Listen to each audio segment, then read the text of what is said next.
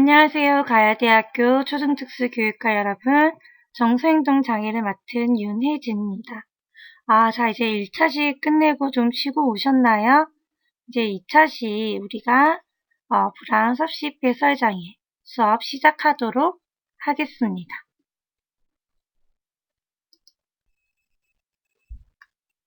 우리가 앞 시간에는 불안장애에 대해서 알아봤고요. 이번 시간에는 이제 섭식장애에 대해서 알아볼 시간입니다.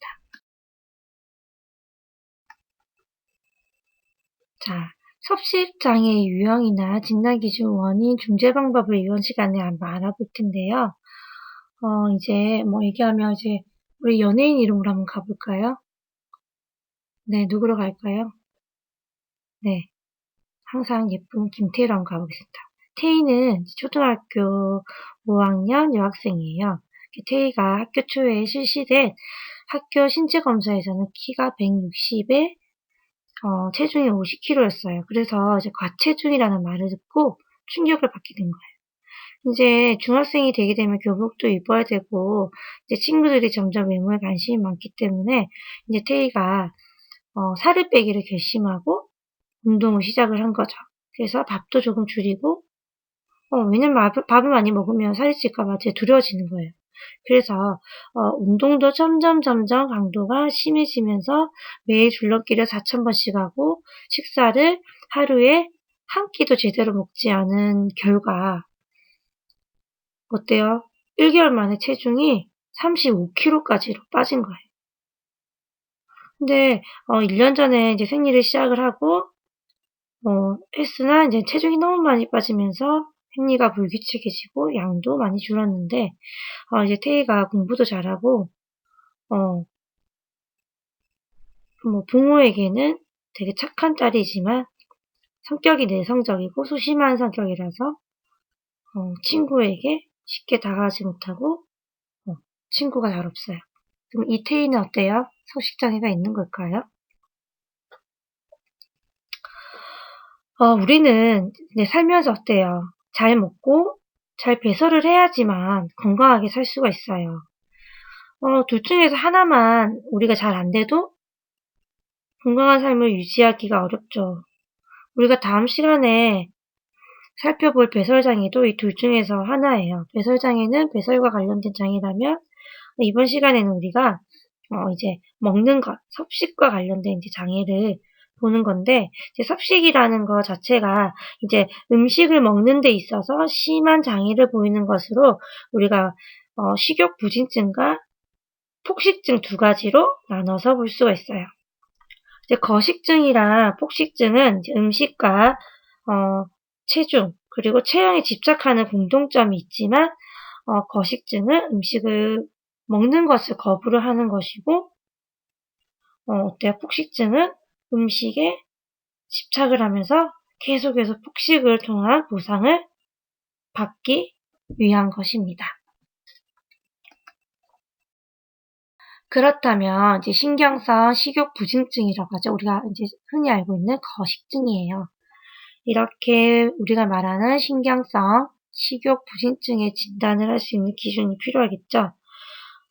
이제 우리 DSM-5에서 신경성 식욕 부진증이 이제 섭식장애 안에 속해져 있습니다. 이런 신경성 식욕 부진증의 진단 기준은 이제 연령과 신장에 비해서 최소한의 정상 수준이지만 그 이상의 체중을 유지하는 것을 거부하는 거예요. 왜 거식증이 많이 나타날까요?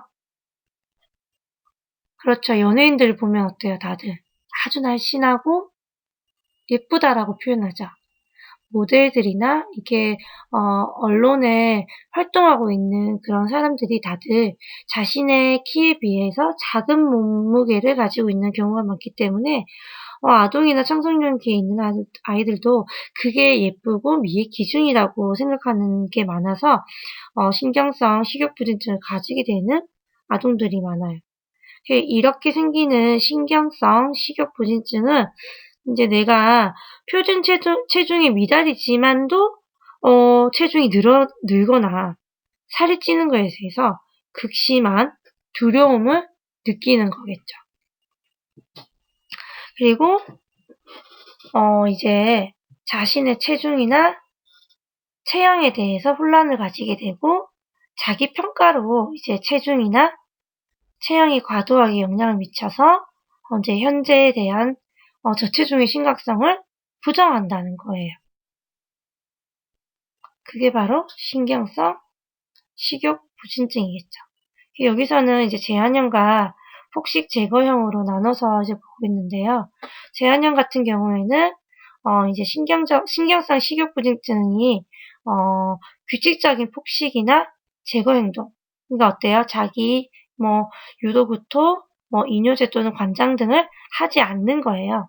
근데 폭식 제거형은 일단은 폭식을 하는 거죠. 그런데 다시 토하거나 이뇨제 관장을 사용해서 계속해서 먹고 뱉어내는 행동을 반복하는 게 바로 폭식 제거형입니다.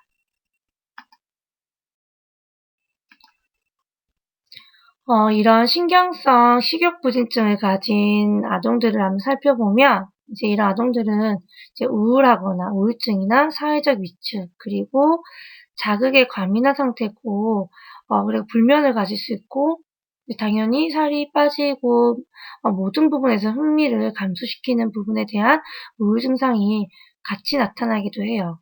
우리가 말하는 신경성 식욕부진증이 최초로 목격되는 연령이 주로 17세, 18세라고 하는데 이제 이게 바로 또래 활동과 사회적인 활동을 시작을 함으로써 우리가 사회적으로 지금 비춰지고 있는 미의 기준을 아동이 인식을 하고 그 부분에 따라가고 싶어지는 마음이 생겼을 때에 이렇게 나타나는 경우가 많아요.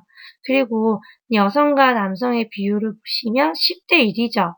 여성이 훨씬 더 남성보다 신경성 식욕부진증을 가지게 될 확률이 높다라는 거예요. 이게 여러 가지 부분에서 지금 여러분들도 다이어트하고 계시는 분들이 계시는가요? 네. 옷을 구입을 할 때 우리가 보면 옷이 사이즈가 나와 있어요. 80, 85, 90, 95, 100, 105 이렇게 또는 스몰, 미디움, 라지, 엑스라지 또는 5, 66, 77 이렇게 옷의 사이즈가 표기가 되어져 있는데 이게 우리가 옷을 구입할 때 기성복을 구입을 하기 때문에 옷을 구입을 할 때 나에게 맞는 사이즈를 손쉽게 찾기 위해서 고안된 방법이기도 하지만 이게 이런 신경성 식욕부진을 일으킬 수 있는 사회적인 사이즈가 될 수도 있다는 거예요. 그러니까 이게 내가 조금 더 날씬하고 예뻐야 된다라는 이런 부분의 사회적인 인식 때문에 나타날 수 있는데 이게 개인적인 요인에서는 이제 여성이기 때문에 날씬을 해야 된다. 내가 내 자신이 관리를 하지 않았다. 이런 부분에서 나타날 수도 있고요. 또 어린 시절부터 해왔던 식사나 섭식의 방법에 있어서 문제가 생길 수도 있고 또 우리가 사고 방식이나 이제 생리적인 기능 장애가 나타남으로써 이제 나타날 수 있어요. 그리고 또 어때요? 부모가 아이가 살찌는 게 싫은 거죠. 너도 조금 더 날씬하게 예쁘게 해야 된다라고 말하는 부모와 또는 또래 아동들과의 심리적인 갈등이 있을 수도 있고요. 또 그래서 그런 부분에서 계속해서 내면적인 갈등이 통해서 우리가 우울증과 충동적인 부분을 같이 수반할 수도 있어요. 이 모든 신경성 식욕부진의 상위 요인 어때요? 날씬함을 강조하는 사회 풍조겠죠. 저도 이제 아이를 낳고 살이 많이 찌고 했더니 저희 아이가 아직 되게 어린아이인데도 지나가면서 저에게 한마디씩 해요. 엄마 요즘에 뚱뚱해. 배가 좀 나온 것 같아. 라고 말을 할 때가 있어요. 그러면 그래 엄마가 오늘 밥을 많이 먹어서 그래 라고 넘어가면 되겠지만 다시 한번 거울에 비춰보게 된다는 게 바로 어때요? 개인 간의 유인 때문이겠죠? 내 아이에게도 예쁜 엄마로 나도 남고 싶다. 이런 개인 간의 유인으로서도 제가 밥을 10숟가락 먹을 것을 9숟가락만 먹게 된다든지 이렇게 나타날 수 있다는 거예요.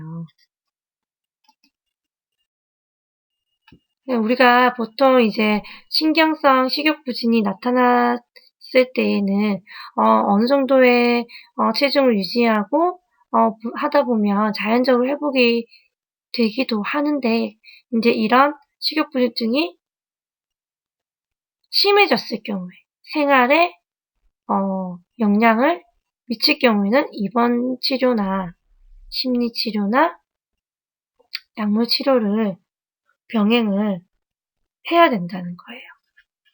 그게 어때요, 우리가? 신경성,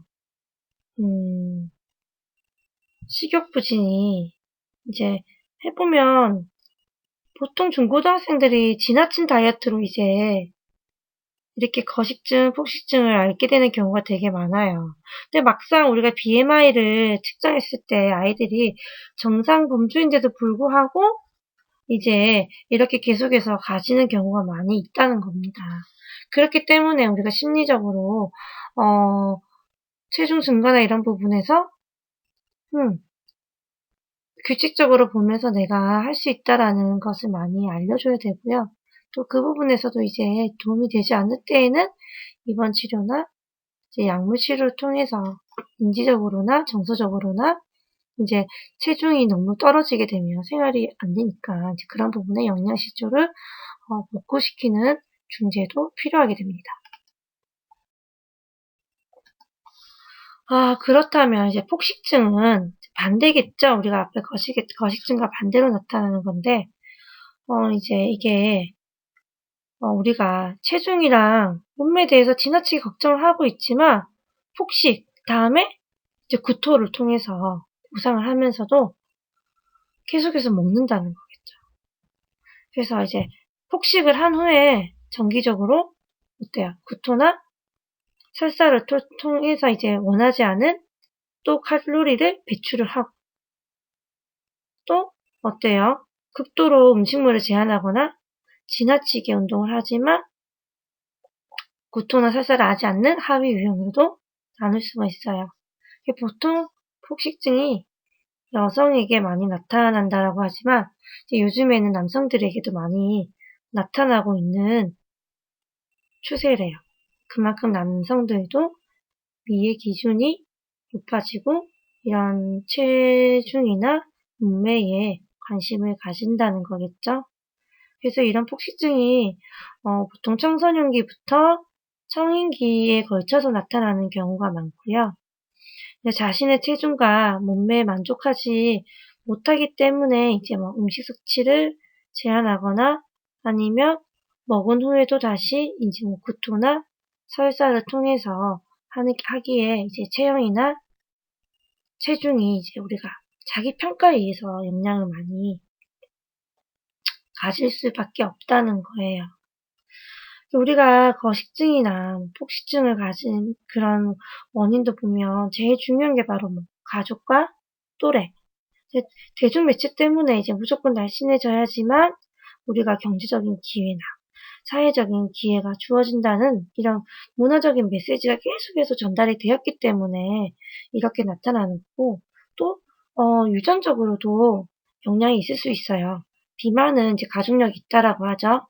내가 비만의 가족을 가지고 있다. 그렇기 때문에 나도 비만이 될 것이다. 이렇게 지나치게 걱정하면서 자신의 몸매에 만족하지 못하게 되는 경우도 많이 있습니다. 그리고 또 우리가 아동기나 청소년기에는 어때요? 이거 성적 학대를 받은 경우에도 석식장애가 나타날 수 있다라고 보고가 하고 있지만 아직은 이게 정확한 상관관계를 뒷받침하지는 못하고 있어요. 그래서 이런 부분에 있어서도 계속해서 뭐 연구가 필요한데 아무래도 청소년기에 들어서면서부터는 2차 성징을 통해서 이제 뭐 성적인 특징적으로 발달을 하고 이성에 대한 관심이 늘어나면서 이해 기준에 대해서 이제 늘어나기 때문에 이러한 부분이 이제 많이 나타나는 경우가 있습니다. 자, 그러면 앞서 내가 말했던 뭐 유전적인 요인에 비만 유전 요인이 있다라고 했죠. 가족력이 있기 때문에 나타나기도 해요. 그리고 발달 요인에서도 어때요? 이제 발달에 따른 변화에 대한 스트레스로 이제 점점 거식이나 폭식증이 나타나는 경우도 있다는 거고요. 그리고 신체적인 활동이라고 하면 우리가 왜 2차적인 이제 성장을 통해서 나타나는 호르몬 변화 때문에도 또 그런 부분이 나타나기도 해요. 근데 이런 부분도 아직은 많은 부분이 아직 밝혀지지 않고 있기 때문에 여러분들이 조금 알아봐야 되고요. 그리고 뭐 신경생물학적인 이상으로도 섭식장애를 초래할 수가 있어요.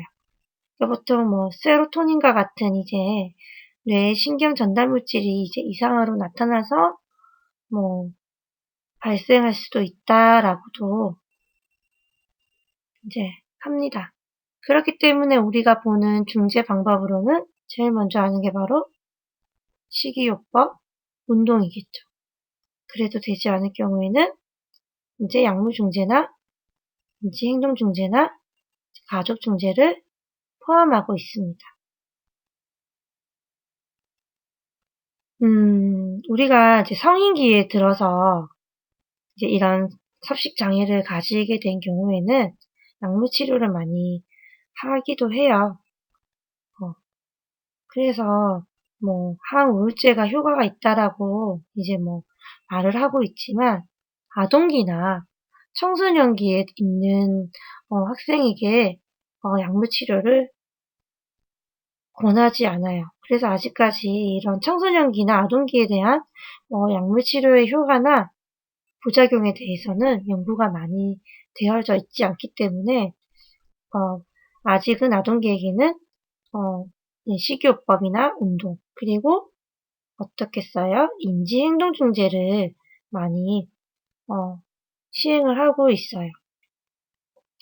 그게 바로 섭식장애를 가지고 있는 아동이나 청소년의 이제 우리가 체중, 키에 맞는 체중, 그리고 아름다운 몸매, 그리고 음식에 관련된 우리가 뭐 잘못된 생각이나 왜곡을 어때요? 인지적인 재구조화를 통해서 합리적인 생각으로 바꾸어주는 게 가장 중요한 거겠죠. 우리가 생각하는 합당한 체중이라는 게 건강한 체중이 되어야 되겠죠. 내 키에 맞는 건강한 체중이 아름답고 건강한 몸매를 가질 수가 있다.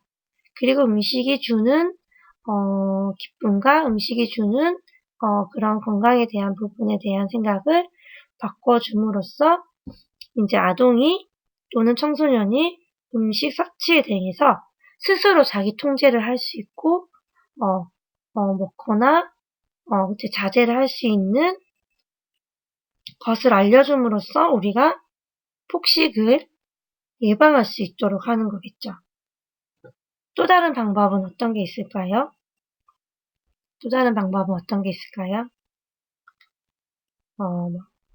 정적 강화나 프리맥의 원리 등을 사용한 행동 전략으로도 우리가 이제 자기 통제를 할 수 있도록 도와주기도 하고요.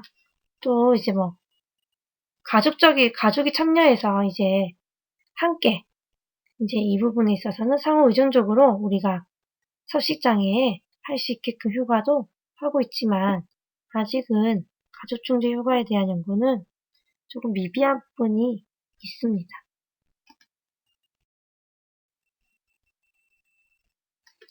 자, 지금 나와 있는 폭식장애 진단 기준은 DSM-5에 대해서 나와 있는 부분이에요. 그래서 어떤가요? 많이 먹는 것, 음식에 대한 조절 능력이 상실돼서 느낀다는 것. 그리고 밑에 사파에서는 5가지 중에서 3가지 이상이 연관이 되어 있겠죠.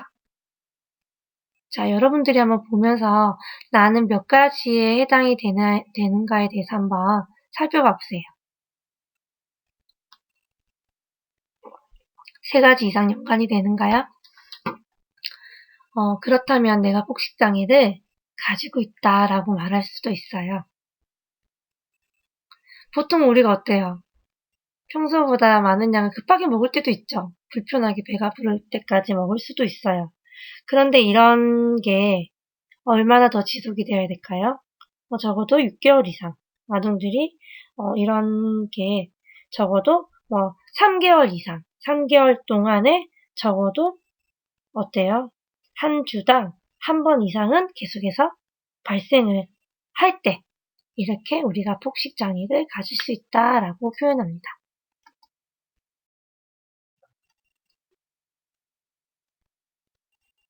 TV에서도 폭식장애로 가진 비만으로 운동과 여러 가지 중재를 통해서 하는 부분을 많이 보고 있는데요. 이제 이게 폭식장애라는 장애를 이제 이 DSM-5에 들어가 있는 이유도 폭식으로 인해서 우리가 고통을 받을 수 있다라는 것이고, 폭식을 통해서 우리가 계속해서 여러 가지 불안과 또 다른 정서장애를 수반할 수 있기 때문에 폭식장애가 들어가 있는 부분이 많습니다.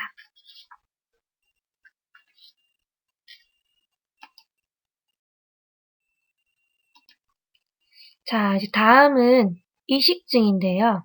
여러분들 이식증이라고 들어봤나요?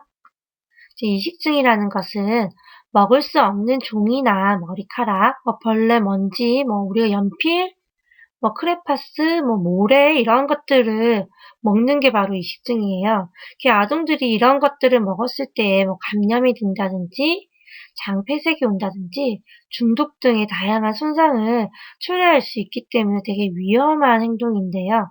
정상적으로 발달하는 아동들은 일반적으로 이제 인지가 되는 만 3세가 지나면 이제 인지적으로 자기 스스로가 먹을 수가 있는 것과 먹을 수 없는 것을 구별할 수 있기 때문에 자연스럽게 이식증이 주는 특성들이 나타나지 않는데, 이식증이 어때요? 이제 발달장애인들, 조금 인지 능력이 조금 떨어지는 발달장애인들에게 출현율이 좀 높다라고 나와 있어요.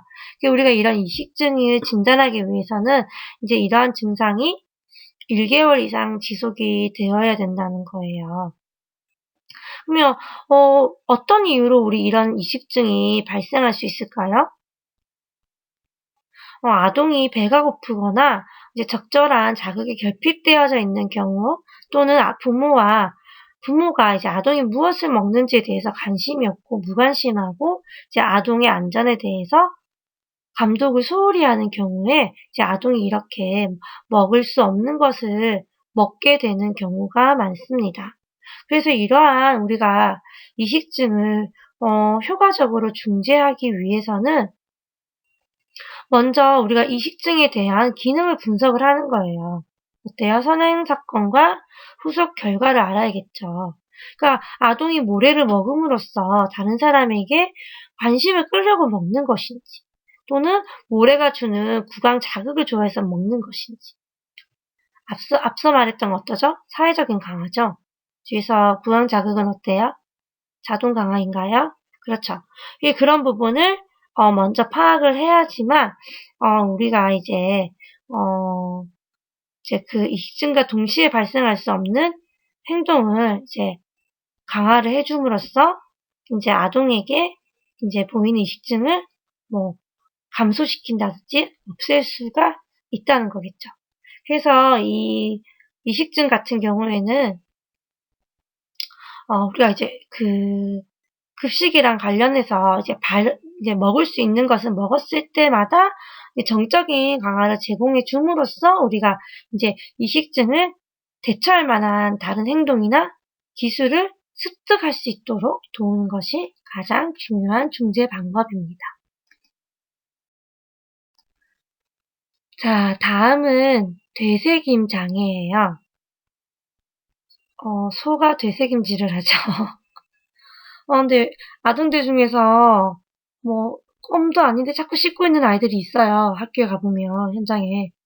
그게 바로 되새김 장애를 가진 아이들인데, 이거를 바로 반추 장애라고도 해요. 이런 되새김 장애는 이제 소화된 음식을 의도적으로 입으로 역류시켜서 토해버리거나 다시 씹는 거예요. 그래서 이렇게 되새김 장애가 진단되기 위해서는 적어도 1개월 이상 나타나야 되는 거고, 이런 되새김 장애 출현율은 이제 만 1세 이전의 유아나 발달 장애한테 좀 많이 높게 나타나고 지적장애가 좀 정도가 심할수록 높게 나타나요. 이런 되새김 장애는 이제 아동이 엄마와 이제 긍정적인 관계를 형성하지 못한 경우나 또는 심한 그런 스트레스를 경험한 경우에 형성되는 습관으로 이제 보는 경향이 많고요. 왜 하느냐? 이게 되게 중요하죠. 왜 되새김 장애가 나타날까? 이렇게 주는 자극이 아동에게 즐거움을 준다는 거예요. 그렇기 때문에 이제 아동이 계속해서 되새김 장애를 지속할 수도 있고, 또 제일 중요한 거는 되새김 장애를 자기가 하면 이게 계속 토해서 다시 씹으면서 다른 사람에게 관심을 끈다는 거겠죠. 그래서 뭐가 발생하나요? 사회적 강화가 발생하죠. 그렇기 때문에 이제 지속이 된다는 겁니다. 이렇게 다른 섭식장애와 마찬가지로 우리가 되새김 장애를 감소시키기 위해서는 일반적으로 행동중재를 적용하는 경우가 많아요. 이제 아동이 되새김 장애를 하지 않았을 경우에 강화를 해주는 거겠죠. 그리고 되새김 장애를 유도하기 위한 뭐 제스처나 뭐 하는 부분에 있어가지고도 우리가 상방 행동에 대해서 강화를 주는 거고요. 또 우리가 그런 되새김 행동을 보이려고 할 때마다 음식을 토하는 거니까 어때요? 삼킬 수 있는 행동을 반대되는 행동을 해주는 거죠. 뭐 주스를 바로 삼키게끔 해서 삼키는 행동을 촉진해 준다든지 이제 그런 부분을 통해서 이제 이런 되새김 장애 행동을 감소시키는데 여러 가지 중재 방법이 효과적으로 나타나는 거예요. 근데 만약에 아동이 관심을 끌기 위해서 한다라고 하면 어떻게 해야 되죠? 되새김 장애를 하지 않았을 때 관심을 보여줘야지 아동이 빠르게 이 행동을 하지 않겠죠. 통제가 되겠죠. 그렇기 때문에 이런 부분에 있어서도 아이가 왜 되새김 장애를 보이는가에 대한 원인을 먼저 찾아서 중재를 하는 것이 중요합니다.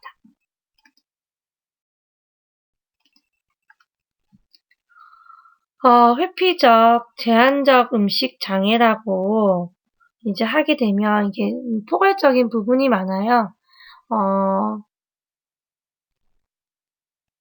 이제 회피적, 제한적이라는 것은 먹지 않는다는 뜻이겠죠. 음식을 계속해서 회피하고 딱 자기가 먹는 것만 먹게 됨으로써 심각한 체중 감소와 영양 결핍이 생기기 때문에 신체적이나 정서적으로 많이 영향을 받을 수밖에 없고 그리고 우리가 또 살펴봐야 되는 것은 섭식장애는 다른 정신질환으로 잘 설명되지 않는다는 거예요. 그렇다면 어때요? 사회적인 영향이나 이런 인지적인 부분에서도 영향이 더 크다는 얘기겠죠?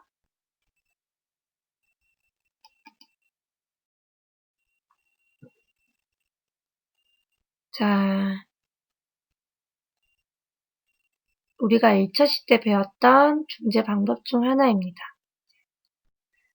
여러분들이 한번 문제를 보고 교사가 권하는 인지행동 중재 방법에 대해서 알아보도록 하겠습니다.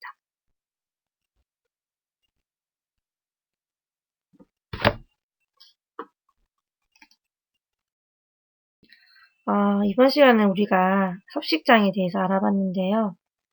이제 이 섭식장애에서 가장 우리가 포커스를 맞춰서 봐야 되는 부분은 사회적인 영향이 크다는 거예요. 사회적인 영향을 통해서 정상적인 아동이나 청소년기의 학생들도 이런 정서적인 장애를 가질 수 있다라는 것을 여러분들이 인식하고 조금 더 우리가 사회적으로 위의 기준이나 건강한 기준에 대해서 한번 더 생각해 볼 수 있는 시간으로 여러분들이 마무리했으면 좋겠습니다. 감사합니다.